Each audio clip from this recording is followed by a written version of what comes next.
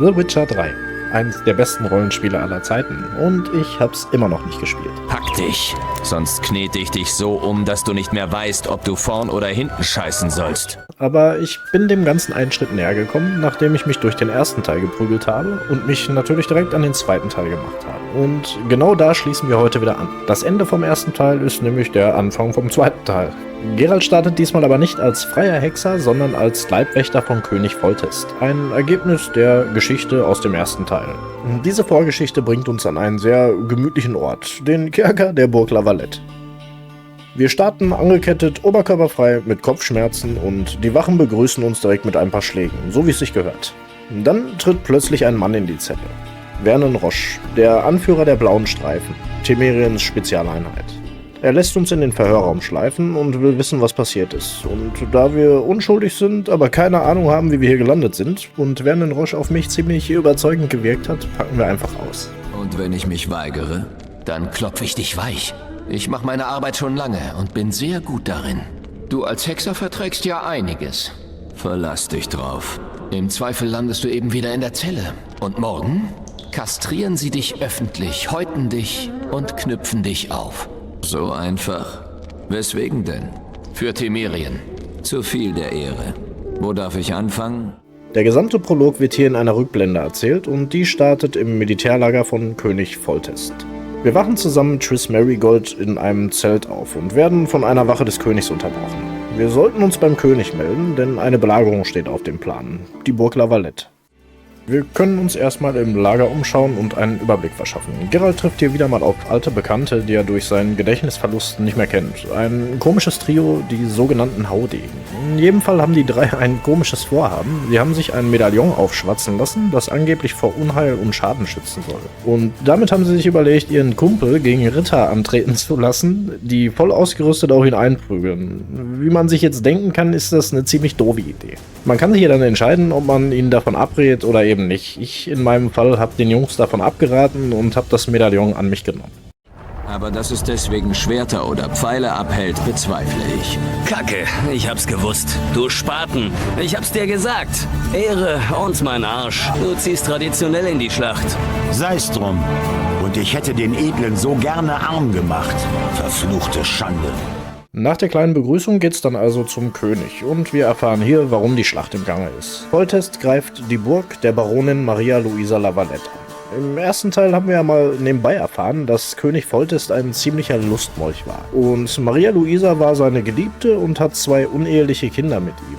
Anais und Bussy. Da durch diese kleine Geschichte die La Valettes Anspruch auf den temerischen Thron haben könnten und clevere Adlige dies als Druckmittel nutzen könnten, will Foltest hier natürlich seine Erben zurück. Geralt steckt also wie immer ungewollt mittendrin. Er schlägt sich zusammen mit Foltests Armee durch die Mauern und bewacht den König. Eigentlich läuft soweit alles nach Plan, doch dann taucht ein riesiger Drache auf und röstet ein paar Soldaten weg.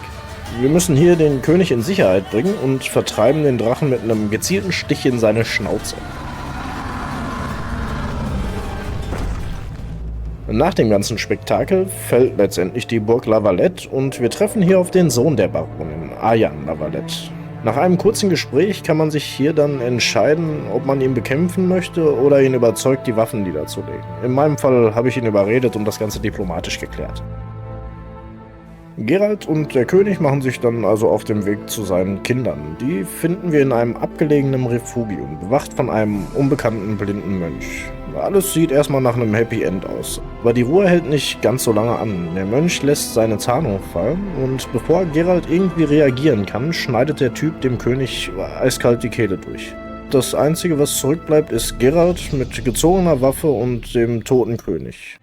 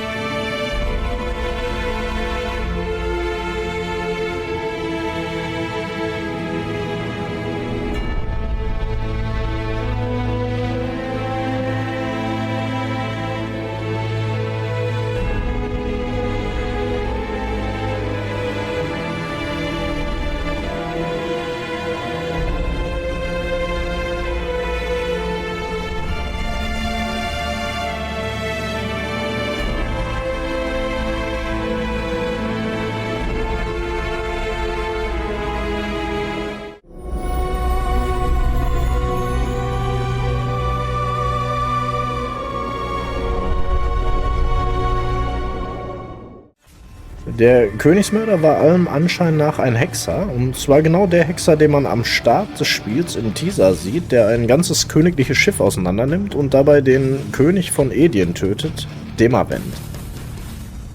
Nach dem ganzen Theater wissen wir auf jeden Fall, wieso wir im Kerker sitzen und kommen wieder in der Gegenwart an. Hier merkt man dann schnell, dass Roche nicht ganz so doof ist. Er erkennt schnell, dass ein Profi wie Geralt Foltest nicht einfach so stümperhaft ermorden würde und sich dann auch noch so dämlich erwischen lassen würde. Die beiden schließen einen Pakt und Geralt kommt mit Hilfe von Roche aus dem Kerker frei. Morgen segeln wir los. Die Wache holt dich in 5 Minuten. Kannst es brauchen.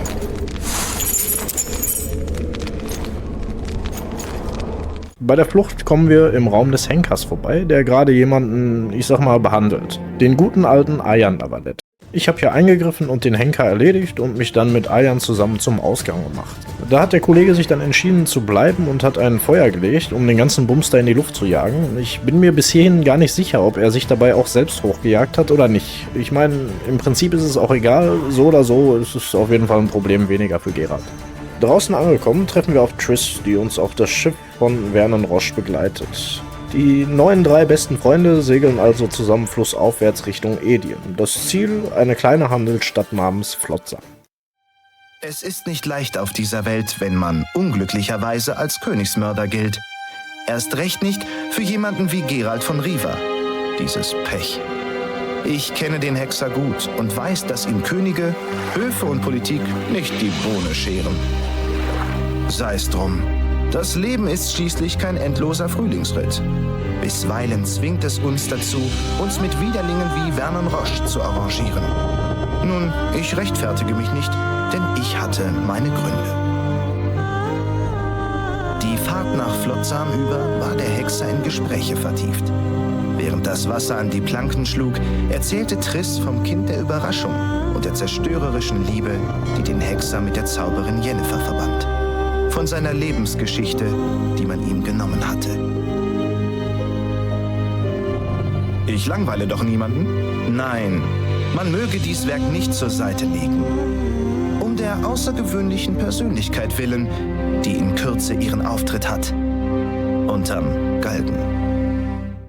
Kaum runter vom Schiff treffen wir auch schon auf Jorvet, den Anführer der Squirtle. Auch wenn er ziemlich radikal ist, sind mir die Elfen irgendwie immer sympathisch. Aber Sympathie spielt hier anscheinend keine Rolle, denn am Ende werden wir von den Elfen angegriffen. Mit Hilfe von Triss müssen wir uns dann kämpfend nach Flotsam durchschlagen. Wir erfahren dabei, dass die Squirtle mit dem Hexer gemeinsame Sache machen und eine Zweckgemeinschaft gebildet haben. Außerdem sehen wir, dass der Hexer ein Abzeichen der Schule der Viper trägt, eine Hexerschule im südlichen Teil des Kontinents, die mittlerweile aber aus noch unbekannten Gründen komplett zerfallen ist. Ihr kennt euch? Oh ja, aber davon weiß er nichts mehr. Darum konnte ich den Hexer auch überraschen, als ich Foltest tötete. Keine Sorge, Elf. Ich kenne Geralt. Besonders seine Schwäche. Nachdem wir in der Stadt angekommen sind, hören wir sofort von einer Hinrichtung, die wir uns natürlich nicht entgehen lassen wollen. Blöd ist dabei nur, dass Geralts alten Freunde Rittersporn und Zoltan Chivaj gehängt werden sollen. Der Vorwurf angeblicher Verrat und Zusammenarbeit mit den Squirtle. Das Ganze verhindern wir natürlich und dabei tritt dann ein Mann auf die Bildfläche. Der Typ, der das Sagen in Flotsam hat. Bernard Loredo. Ein korrupter Kommandant, der den Rassismus gegen Elfen und Zwerge als politisches Werkzeug nutzt. Wir einigen uns mit ihm darauf, dass er unsere Freunde laufen lässt, wenn wir uns später mit ihm treffen. Er hat wohl ein Angebot für Geralt. Wir sollen die Pläne der Squirtle herausfinden und ihm überbringen. Und das mit der Hilfe von Zoltan, den er aber nur gehen lässt, wenn wir einen sogenannten Kairan töten. Das Vieh blockiert den Hafen und da geht nichts mehr rein oder raus aus der Stadt. Wie sollte ich die kennen? Unterschätz mich nicht, Hexer. Ich habe meine Vorurteile, aber die machen mich nicht völlig blind. Nehmen wir deinen Freund Zoltan. Er hatte Kontakt mit Jorvet. Zoltan soll mir helfen. Er darf doch die Stadt nicht verlassen. Vertrauen, Geralt, muss man schrittweise aufbauen. Wir haben da ein Problem, bei dem du uns helfen könntest. Eine Bestie, der Kairan genannt, blockiert unseren Hafen. Das heißt, die Stadt erleidet Verluste. Töte das Monster und die Verbrechen deiner Freunde sind vergessen. Dann kann dich Zoltan zu Jorvet führen. Wir machen uns also auf den Weg zum Hafen. Dort angekommen sehen wir dann auch das Viech direkt in Action. Ein riesiger Tentakel stößt aus dem Wasser und haut erstmal einen armen Händler um. Wir lernen dann eine Magierin kennen.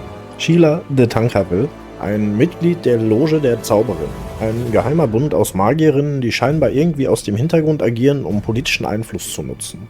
Jedenfalls bietet sie uns hier mehr oder weniger an, mit ihr zusammenzuarbeiten, den Kairan zu erledigen und die Belohnung zu teilen. Widerwillig nehmen wir das Ganze an, denn normalerweise arbeitet Geralt allein. Durch diese Entscheidung erhalten wir aber ein paar gute Tipps, damit wir ein Gegengift brauen können und uns dann mit Sheila zusammen in den Kampf stürzen können.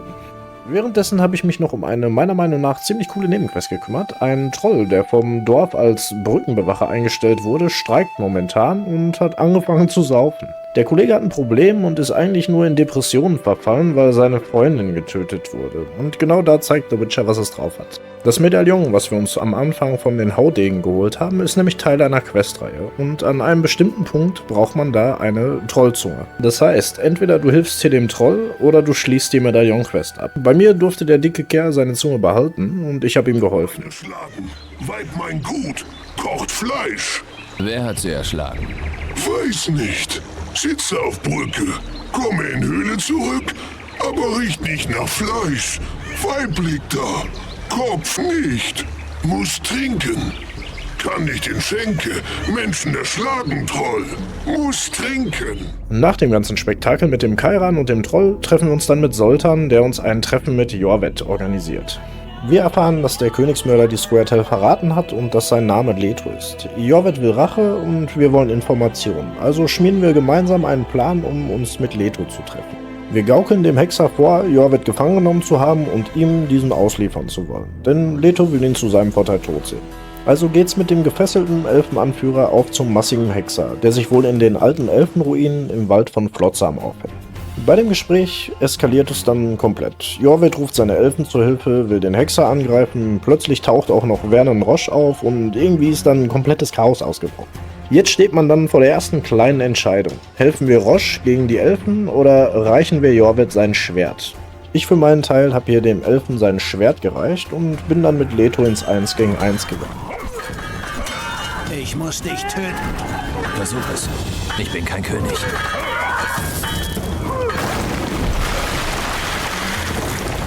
Eine Schande, dass wir auf verschiedenen Seiten stehen. Nach einem ordentlichen Satz Prügel liegt Geralt dann am Boden. Leto lässt ihn hier aber am Leben, aus dem Grund, dass Geralt ihm in der Vergangenheit wohl mal das Leben gerettet hat. Die beiden hatten irgendwie mal ein Ding am Laufen oder so. Vielleicht erfahren wir dazu ja noch mehr. Leto erklärt hier dann auch, was er als nächstes vorhat. Er will Triss benutzen, um sich in die Zwergenstadt Vergen teleportieren zu lassen. Er verabschiedet sich mit den Worten, wir sind quitt und macht sich dann aus dem Staub. Wir sind quitt. Deine Hexe kennt sich doch aus. Meinst du, sie kann mich nach Aedirn teleportieren? Wenn sie brav ist, tue ich ihr nichts. Ich werde dich finden. Wir sehen uns in Aedirn. Zurück im Flotsam kommen wir in ein absolutes Chaos. Loredos Männer nutzen die Gunst der Stunde für einen Aufstand. Wir kämpfen uns also durch die brennende Stadt zum Wirtshaus, um nach Triss zu sehen. Aber wir kommen leider zu spät. Leto hat sie geschnappt und als persönlichen Teleporter benutzt. Und hier verliert Geralt nicht nur seine wichtigste Verbündete, sondern auch seine Geliebte. Und wenn jemand Triss was antut, dann kann ich euch sagen, wird's auch für mich persönlich. Hier steht nun eine der wichtigsten Entscheidungen im Spiel an. Reisen wir mit Jorvet nach Vergen und versuchen mit ihm den Königsmörder und Triss zu finden, oder gehen wir mit Roche und gehen den Weg der Menschen? Hier spaltet sich das Spiel dann komplett. Je nach Entscheidung sieht man hier komplett unterschiedliche Städte, Quests und Wege. Ich habe mich hier für die Elfen entschieden, also reisen wir mit den Squirtle Richtung Vergen. Wir segeln los!